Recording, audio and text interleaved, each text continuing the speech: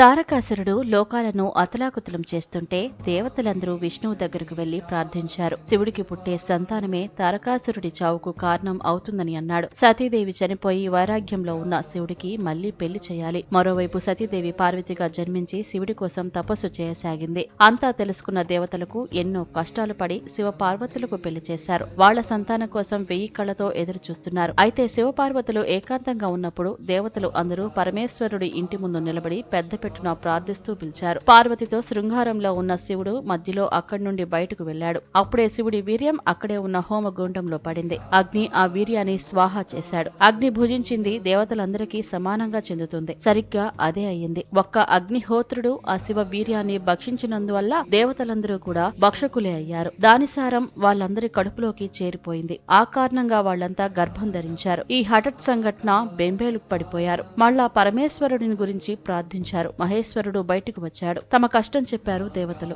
అందర్నీ వాంతి చేసుకోమని సలహా ఇచ్చాడు శివుడు. శివుడు చెప్పినట్టే చేశారు. వాళ్లకు సమస్య తప్పింది. కానీ మరోవైపు అగ్ని మాత్రం కావాలనే వీర్యాన్ని స్వాహా చేసినందుకు అతనికి వాంతి చేసుకోవడం సాధ్యం కాలేదు. ఏడుపు ముఖం పెట్టి చూశాడు శివుడి వైపు. శివుడు నారదుని చూశాడు.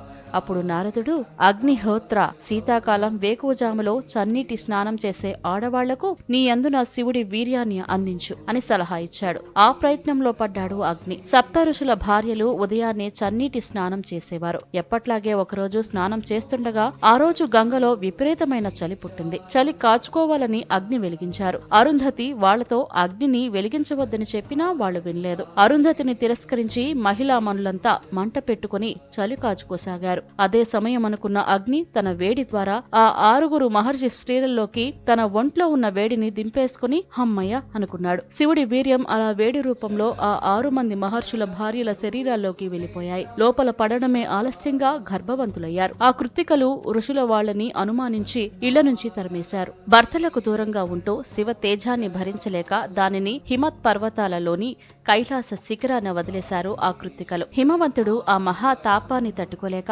గాలిని సహాయం కోరాడు. గాలిదేవుడు అతి కష్టం మీద ఎత్తుకు వెళ్లి గంగ కడుపులో పడేశాడు. చల్లని తల్లి గంగమ్మ కాని శివ వీర్య ధారణతో ఆమెకు కూడా వేడి ఎక్కిపోయింది. తన కెరటాలతో దాన్ని తీరానికి లాక్కుపోయి రెళ్లు పొదల నడుముకు చేర్చింది. అలా 6 స్థానాల్లోనూ పరిపక్వమైన శివ వీర్యము మార్గశిర శుద్ధ షష్ఠి తిథినాడు కుమారుడిగా మించింది. ఇది కుమారస్వామి జననం కథ. 6 మంది కృత్తికలు మోశారు కాబట్టి ఈయన షణ్ముఖుడు అయ్యాడు. సుబ్రహ్మణ్య స్వామి షష్ఠి నాడు పుట్టాడు.